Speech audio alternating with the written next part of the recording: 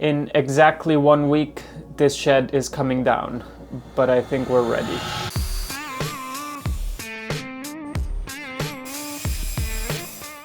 A quick recap of the shed story in case you don't know. A few months ago, the yard came to us and said that they want to move our boat to maximize space in the yard, and for that to happen, our shed would have to come down.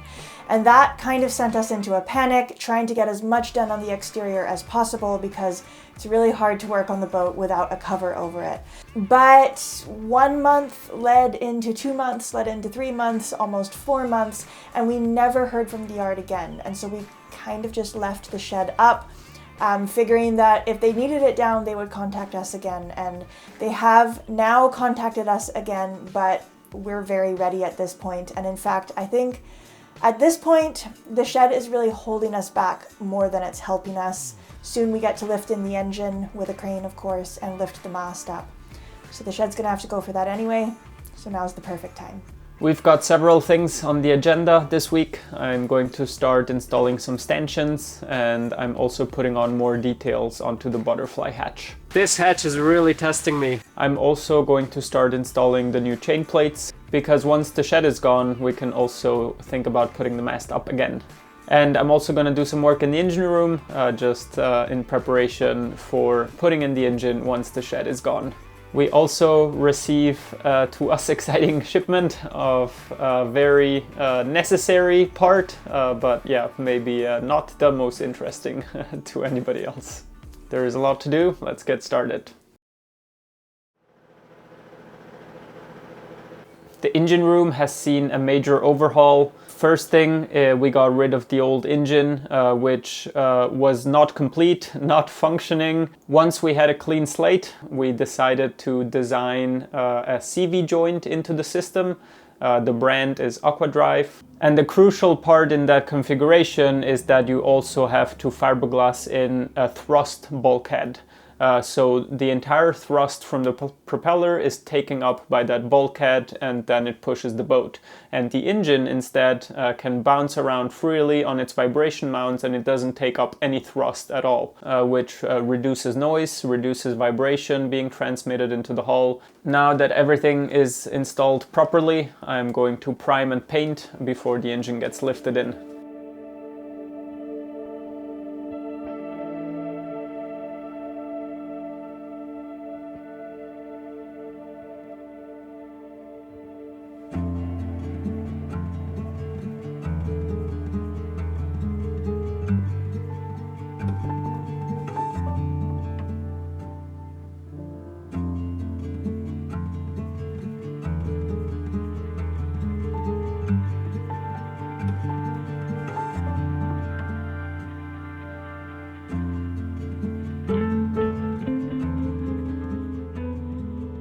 The butterfly hatch has also seen a lot of work.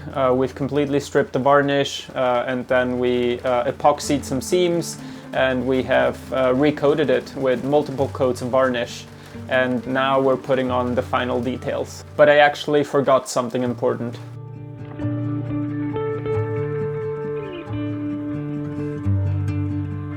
This hatch is really testing me. So I just remembered that I wanted to add little gutters before varnishing. So I've already varnished now 4 coats, but I decided to nonetheless still add those gutters. That's because the glass, of course, is recessed, and then it has fiddle around it like a frame, but that holds quite an amount of water. So yeah, those gutters should take care of that. A little bummer about not having done it prior to varnishing, but I'm still gonna add more layers of varnish, so yeah, I'm happy that they're in now.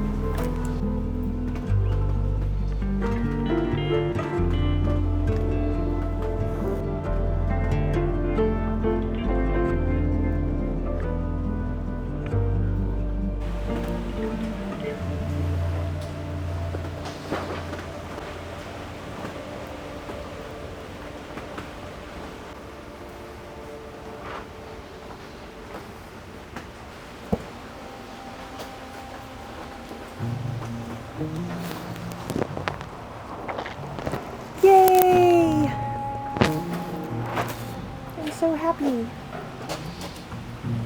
It looks wonderful, Aladino. We decided to upgrade the new glass and choose safety glass so that in case one panel would break, it wouldn't shatter all over the interior.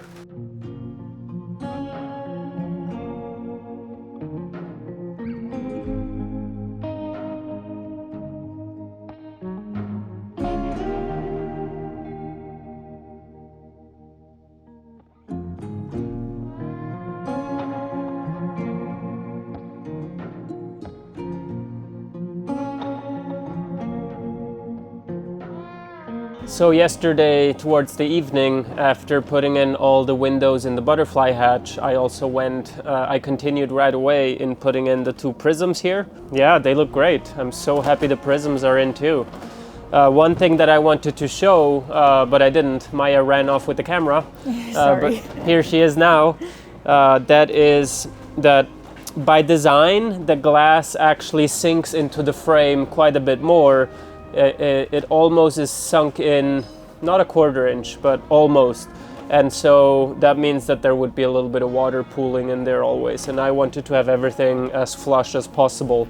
So that's why I went through the extra effort of like sinking in the frame so it's not a toe stubber, but then raising the glass so that it's flush with everything. And how I achieved that was by first just doing a bead of the fast curing 291 Sika.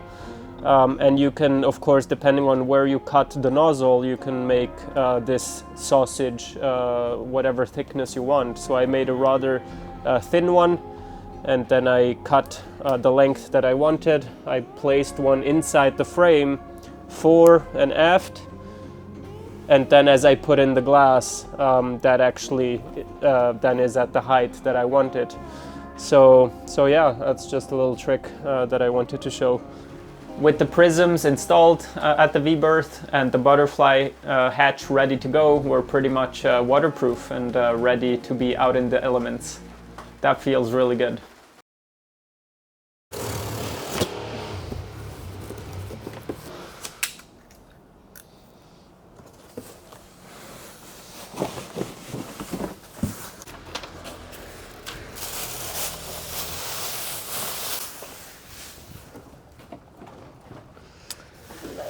That. Look at that! Are we opening it upside down? Yes. A poop bucket! Oh, but it's empty. Thank God. I think we have a mission. So, as some of you might recognize, we opted to go with the airhead. We're gonna try composting toilet.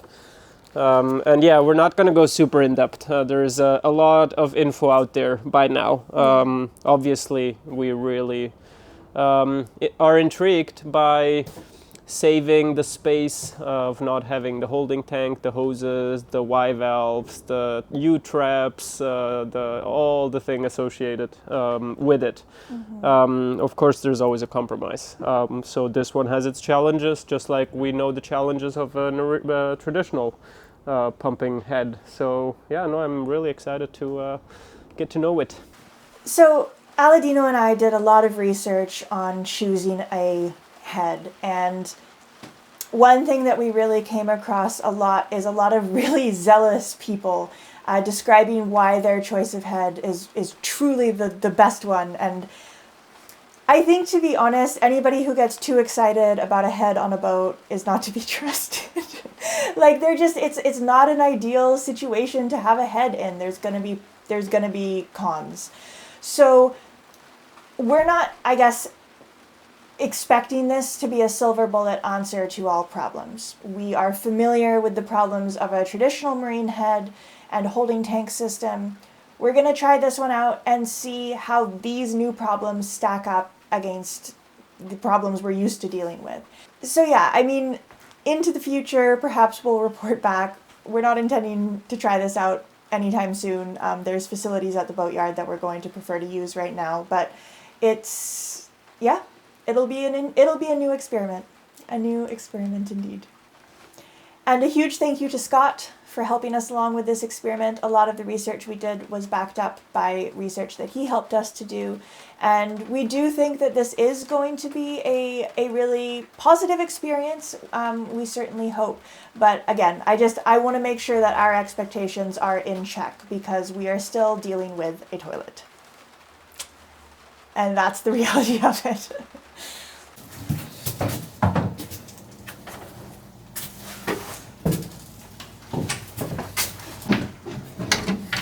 Well, hello there. So,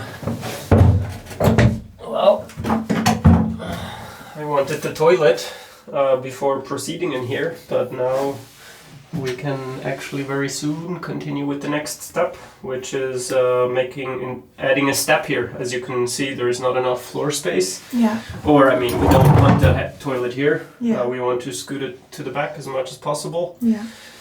So next is determining at what height, but it's probably going to be something like that, I would say. That looks good to me. It really, it doesn't look as huge in the space as I thought it would, so that's really good. We have a lot more room than I guess in my head I was picturing. Totally, me too. Yeah.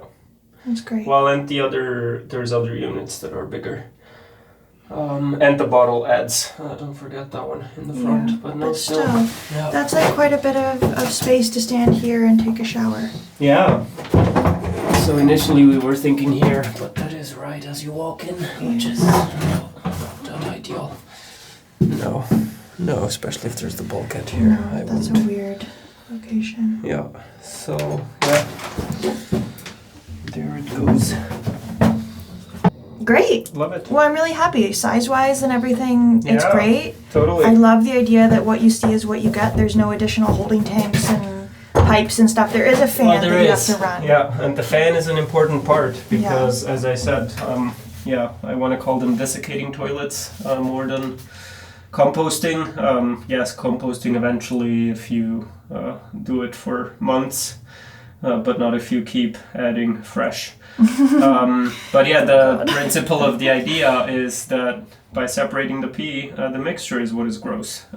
If the poop just dries out with the medium that you add, whatever it is, if coconut husk or whatever, and then if you draw out moist air, it becomes a not gross mix.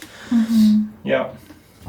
So what we like about the airhead, in theory, now we get to try it, is that it is well vented, well gasketed.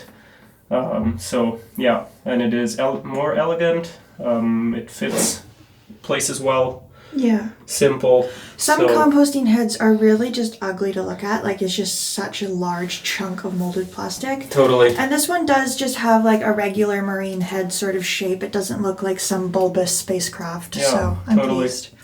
And there was actually a very pleasing unit, but I'm not going to advertise for them because they never replied. I sent them 20 emails and have called 50 times and they never got back to me. I know. It was this one that looked so promising. It was such an elegant composting head, Totally. but customer service wasn't quite there, hey? Yeah. Anyway. Cool. No, I'm happy with this. Yeah. All right. Well, what next? We still have the shed, which still means we have to wrap up the other tasks before I just continue on something like in here. I can do that without the shed. Meanwhile, outside the boat, Aladino was busy adding some more aesthetically beautiful pieces, some more little pieces of boat jewelry to our hull. All right, so here they are, our external chain plates, and I've literally just dry fitted. I only have the hole for the top bolt right now. I tightened it a little bit so that I can actually change the angle and it holds it. And I don't actually know the angles. That's going to be the next step. And I talked to Eddie Arsenault, which was a big part of the refit of Kirsten Neuschafer's Minnehaha, another Cape George 36. So he gave me the angles from a CAD drawing that they've come up with. Yeah, that's the best bet I have right now. Thanks, Eddie, for that. Yeah, I'm going to try to recreate them. But for now, like, you'll get the visual, and it's a lot of puzzling my brain now. So yeah, not worth standing here with the camera, and we'll revisit once I have made a bit of progress. An original Cape George cutter comes with a pretty unique chain plate design. So on original boats, it's actually a horizontal tab of stainless or bronze. And then there is 3 tanks welded onto it for, of course, capture out and intermediate, and then the 2 lowers. And that is bolted on the inside of the bulwarks. So you really don't see it from the outside. You see it if you just look at the bulwark, so it's very visible, just like external chain plates. It's pretty strong, and it doesn't have bolts coming through the boat, so there is no chance for leaks. There is no hidden stainless, like that is one big problem on many boats, where the chain plates go through the deck. That's where you can get crevice corrosion. But our boat came with something a little different. It wasn't the entire tab with the tanks, it was only the tanks.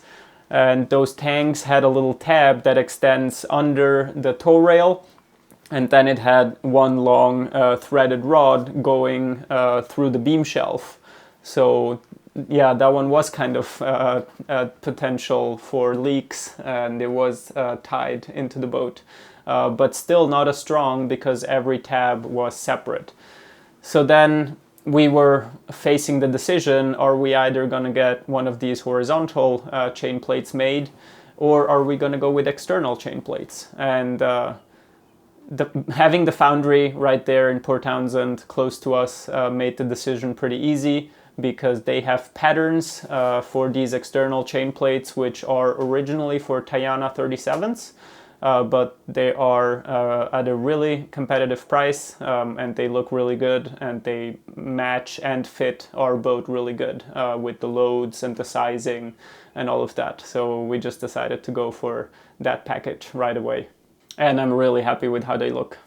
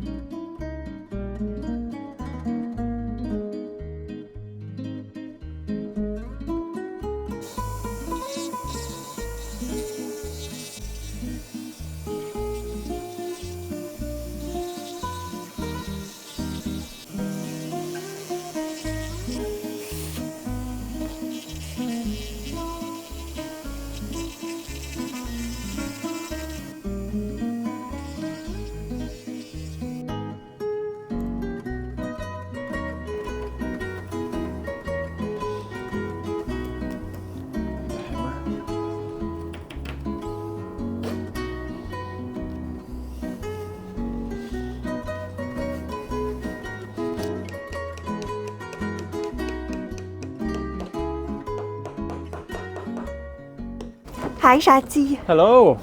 So you are doing What am I doing? the stanchions. Yes, I'm installing the stanchions, indeed. It seems so simple. I mean, how much harder can it be than drilling 4 holes and then you install it? But it's somehow it's so involved, and yeah, it's actually a really tiring task, surprisingly. I don't know why it got at me so badly. Maybe it's the cold, maybe it's the kneeling, but enough of the whining.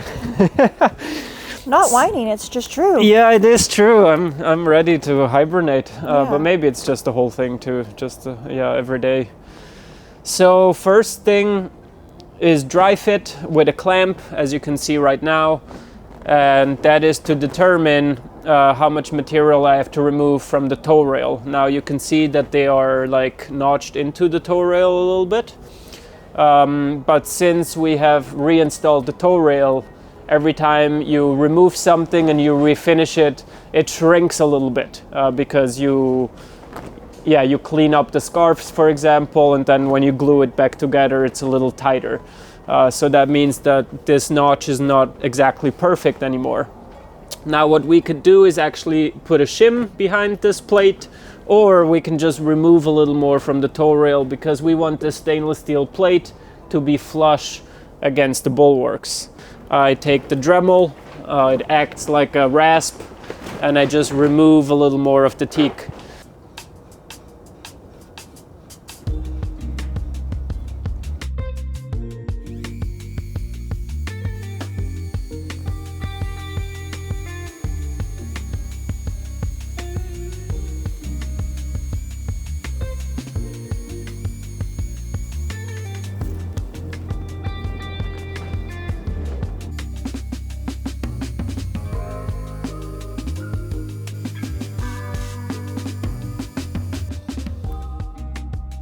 The next step is position it correctly. I want to have a little bit of space below it. Then I look on the other side. Yeah, it is certainly tiring to be myself. I can imagine. I can only imagine. So now that we have the position determined, it's time to drill holes. Yeah, how hard can that be? Quite, in fact. You're about to make it much more difficult, I have a feeling.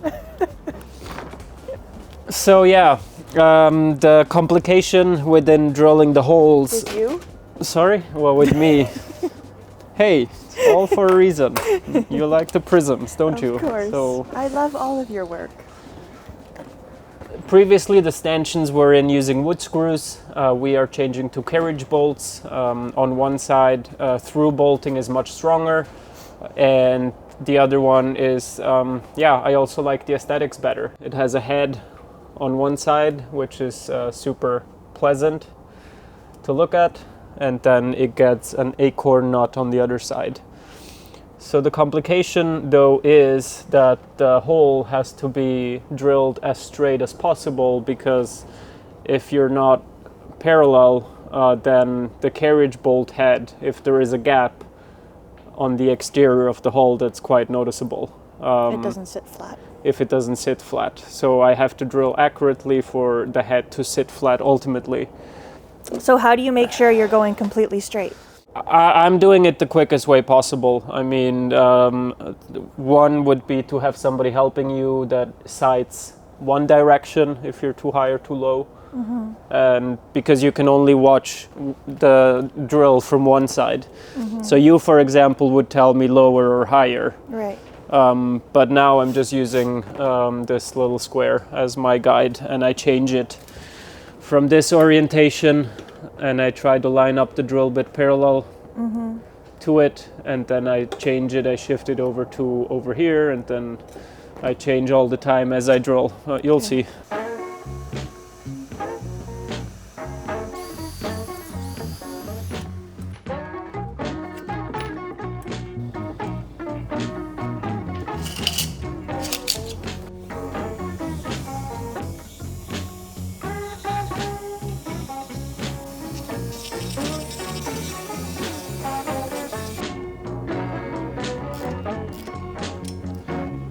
Trouble almost here. Little girl, what you wanna do for me?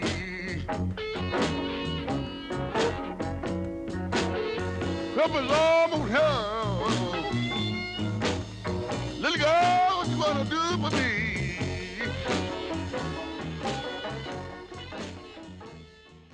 So the stanchions, of course, aren't necessary for the waterproofing of the boat, but it will be nice to have them. This shed is not great fall protection, we're well aware, but at least there's sort of that feeling that there's always something there to grab onto if you lose your balance or whatever. But without any sort of structure around the boat, I think it will feel really good to have the stanchions up, have some lifelines around, just a little bit of added safety. So I'm glad Aladino's doing that. So I'm feeling ready. It feels really like now is the proper time for the shed to come down. We had that sort of panic and rush induced by the request from the boatyard, but that kind of subsided when we realized that the request maybe wasn't that serious. And now is the right time. So I'm feeling really calm. I'm really excited to see the boat out in the open. And I'm sure you guys will be really excited to see that too. It's going to be a new view for all of us. Huge, huge, huge thank you, as always, for being here. We really couldn't do this without you, and we're so appreciative that you've been following along this whole refit. We really are in the home stretch now, and it feels good to be at this point. Despite all the ups and downs and the hardships we've faced along the way, we are making it currently and actively, and that's exciting. An extra big thanks to the folks whose names are now appearing on screen for really going the extra mile to make sure that Magic Carpet keeps being produced. And a really big thank you to all of our patrons. We couldn't do this without you guys. And in exchange on Patreon, we post real-time updates from the boatyard every single week, where we give you a little walkthrough of what's happening with the project in real time. And that's just a nice way to actually get to have, real-time discussions about choices and dilemmas and stuff that we're facing. So thank you for being there with us on Patreon as well. And as always, we will see you all next Friday for a nice and exciting episode. Shed comes down. See you then.